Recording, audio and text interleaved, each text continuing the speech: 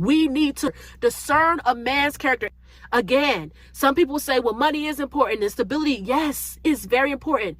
It's biologically important for women to want stability. But what I'm saying is, if a man has character, if he has good character, if he's a righteous man, if he is integral, if he is consistent, if he is hardworking, if he has those attributes, he's going to make sure you are never broke. He's going to make sure that you and your family are always, you and the family y'all make are always taken care of. And you have to, it's like you have a peace. When you're with him, you have a peace. He may not be flashy. He may not be making six figures. Most men do not make six figures. They make about 50,000 and lower, 30,000 for some.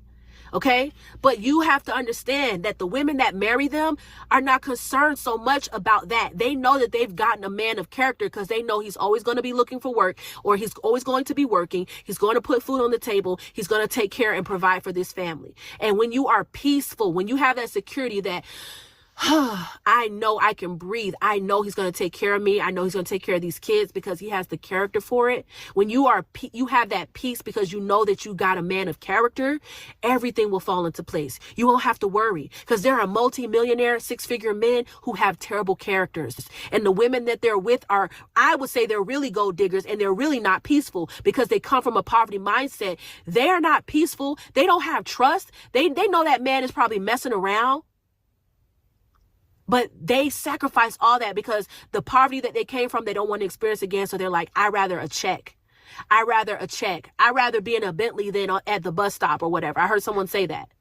A man will take you seriously if you take yourself seriously. And the way for that to happen is for you to be able to discern if this man is really a man of character and honor or if he's not. Discern before you lay down with these men. Discern before you give these men children in your body. Welcome back to the channel. You see the information on the screen, so you know what I'm about. So let's get into it. So that was Abigail of Proverbs 31 University. And, you all that have been hanging around the channel for a while know that me and her have actually done a lot of collabs because we have, similar energy, similar focus, and we want the best really for all people. But we both, definitely are very concerned, evidently, about the Black community because the Black community is so broken in a lot of different ways, especially when it comes to, love, romance, marriage, different things like that. And one of the things that's really sad is I just, came back from her channel and she's still under 5,000 followers. And I really just wish a lot of people would give her a lot more love. And the reason why I say this is because it's always amazing to me how some of the best channels, don't get a lot of love. In fact, there was two people recently, I don't know their channels by heart, but I do plan on reaching out to them. And, they both were down in my comments and they were thanking me actually for one of the videos that I had used from them, and when I went and checked their, places out, one of them I think had 4,000 followers and the other one actually had less than 300 followers. And again, it was very sad to me because they were speaking a lot of good things, a lot of things that could really bless people, but, they just weren't getting a lot of the attention, so I did want to say that, before I moved on. But to, Abigail's point, I do think, unfortunately, there are a lot of women that make this mistake of, quote unquote, dating the deadbeat. And again, if you've been hanging around with my channel, you know what I'm going to talk about. I'm going to be talking about Proverbs 5 and Proverbs 7, because again, you have to go straight to the Bible. The Bible basically tells you as a woman what men to stay away from. And it basically talks about you want to find, basically it says stay away from the people who are not doing what the traditional, sex is doing, because remember Proverbs was originally written, from Solomon to his sons. But if you take the information and you just kind of switch it in your mind and think about, okay, well, if he says that to his sons, if I just flip the genders around and everything, what would he say to his daughters? So he's basically saying, I saw this woman walking around a neighborhood where she should not be.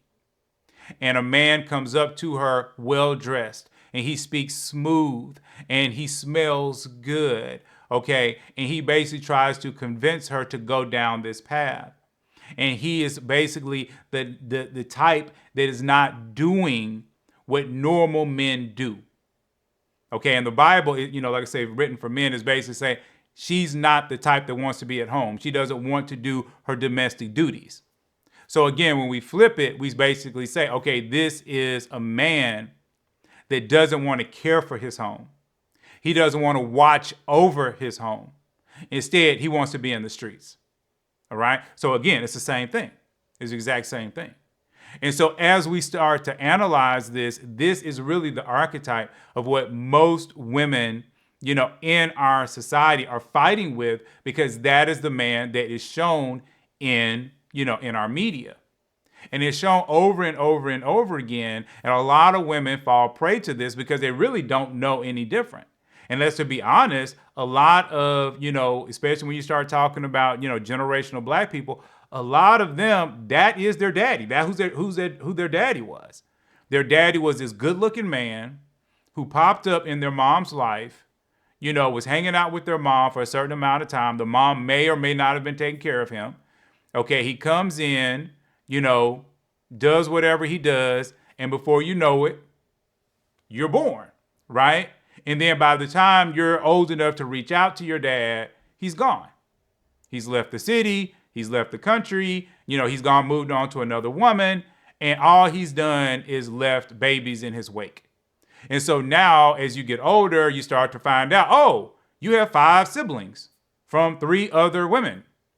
And so now you have all these other half brothers and sisters that you're reaching out to. And now this becomes the new community. But nobody really knew dad. Nobody really knew that man. And see, that's what Abigail is trying to get across to so many people. That's one of the things, that I'm trying to get across to a lot of people. And one of the things that I'm always saying is focus in on a man's mind and on his heart. And she says it by saying character. I'm saying focus on his mind and focus on his heart. And one of the things that you want to do is you never marry his money. Again, this can be, and again, Abigail talked about it, but this is one of those places where you have to be very careful.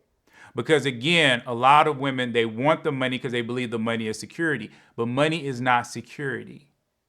I know that sounds crazy, but it's not.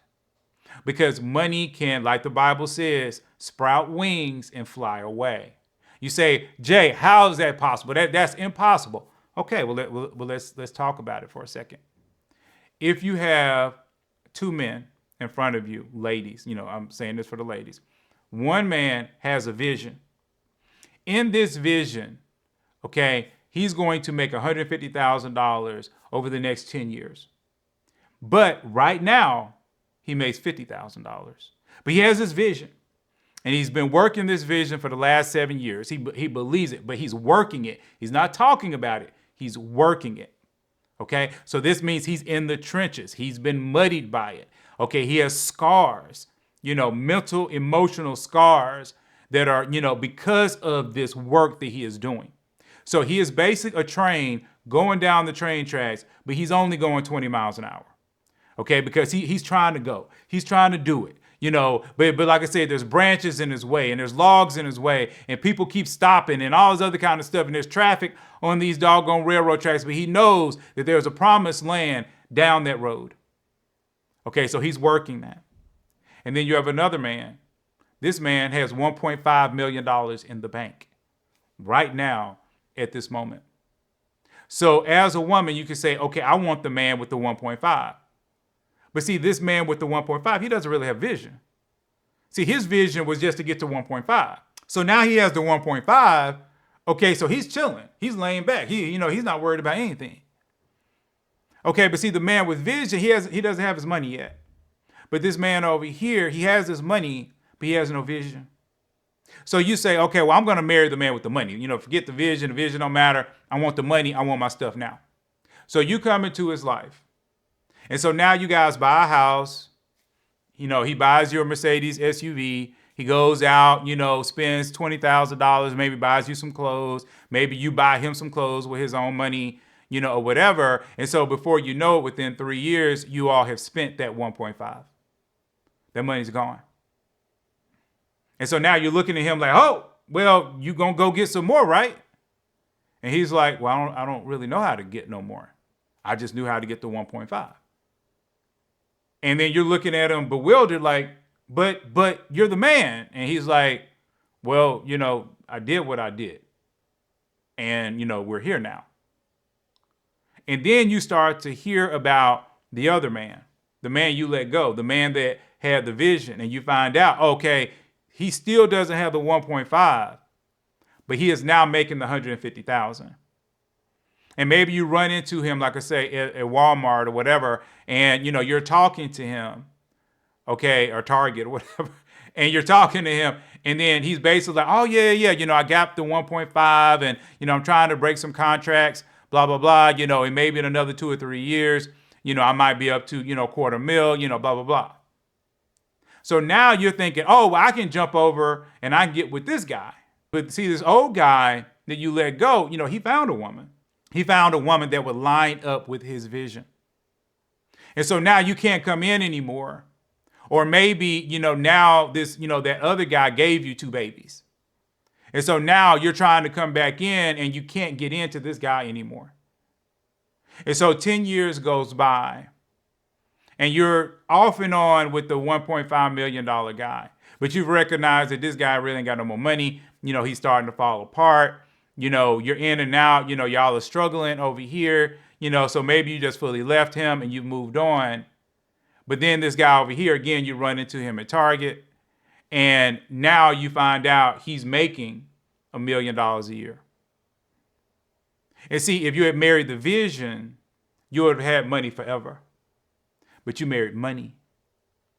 And because you married money, you got locked in. Now, when I say that, there's going to be women that out there that are going to say, well, hold on, I did that, blah, blah. No, so you always have to listen to his vision and analyze his vision. Because see, a lot of women will say that they marry someone's vision, they marry someone's dream, and they got with a man with potential. That's how we say it, a man with potential. Okay. And I'm always telling women, be careful of potential. But the thing that I've said, and I said it throughout this whole video, and see, this is the key. So you can't just look at words. You have to look at all the work between the words. See, everything is basically the reading between the lines. It's understanding the work that goes on between sentence to sentence. All right? And you have to focus on the right word. You're not focusing here on the literal concept of potential. That is not what you're really focusing on. You're not necessarily focused on potential, dreams, vision. That's not really where your focus should be. Your focus is, where are his scars? Where are his scars of learning? Where is his growth? How has he, when you met him, how has he grown from even stories that he has told you about the very beginnings of him being on this path to the point where you meet him? What is his stories about in the time that you're with him, in that 90 days, 180 days, 1 year? What is in that? If there are no scars, if there are no problems, if he hasn't learned anything, if he is not trying to grow, then he's lying to you. He is telling you that he is on this track, but he is not on that track. He is a train that has not left the station. But you might say, well, he's made a little money here and there. Well, a lot of people do that. A lot of people have businesses. Like, a lot of people know that my background is media. So every once in a while, somebody will give me a call and they'll say, hey, can you do some editing for me? Hey, can you do some photography for me? And honestly, if I have time, I'll be like, sure, I'll go do it. And see, if you're dating me, you're thinking, oh, well, Jay is working it out. I see him, he's doing the media, and every once in a while, no. How am I pushing it? How am I pushing it forward? See, there can always be this work coming in because of word of mouth. But word of mouth is not enough to sustain or to grow. How am I growing? How am I speeding up? How is this train going from 20 miles an hour to 100 miles an hour? If the train is constantly slowing down, if over a period of time, like 6 months, his train has slowed down from 20 miles an hour to 15 miles an hour. That's not okay. It's okay for it to go 20 to 15 to 17 to even 3 miles an hour and then back up to 22 miles an hour. But it's not okay for the average speed to drop below when you met him. And see, that's the key. It's not just about the vision. It's about the speed of the vision. It's about the push behind the vision. It's about how much heart and soul and energy is the man pushing into his vision. And for the men that are watching, that is the key to success. And if you really, again, look between the lines of what a lot of male influencers are trying to tell men, is like they're always saying, push towards your vision. Get your vision going. Get on your purpose. Get on your grind. That's what they're saying. They're saying work hard every day, work better and better and better, and become more and more intelligent in that every single day. That's what these male influencers are trying to tell men. How do you become successful? You work harder every day. How did LeBron James become, one of the GOATs? Whether you consider Michael Jordan or LeBron James to be the number one GOAT, okay, how did they become that? They worked harder every day. They don't get to a point and then say, oh, well, I'm just going to chill. What if LeBron said at 18, you know what, I'm good? If he had said that at 18, we would not know his name today. I've even seen people in the NFL, because, I prefer football over basketball, but I have seen people within the first 3 years, they kind of give up. They don't really push themselves. Okay, and within 2 years, they're out of the NFL. And then you have other people who they weren't even that good when they started in the NFL. But then they have an epiphany. Like maybe they got cut or they were at the edge of being cut. And then they're like, you know what? I'm never going to be down here again. And so they start working 10 times as hard as what they did before. And before you know it, they're the MVPs all over the place, and they're getting all these awards, and they're going to the Pro Bowl. Because see, most people want to be lazy with life, but you can't be lazy. You have to be a hard worker, and you have to work hard every single day. And like I've told you all before, there's nothing in the Bible that ever says that a person can be lazy. Nothing. God gives you a day to rest because he assumes that you're going to be working the other 6. All right? Everything is about how much you're striving to do the very things that God has put in your heart to do. Anyway, please like, please subscribe, and I'm going to see you all in the very next video.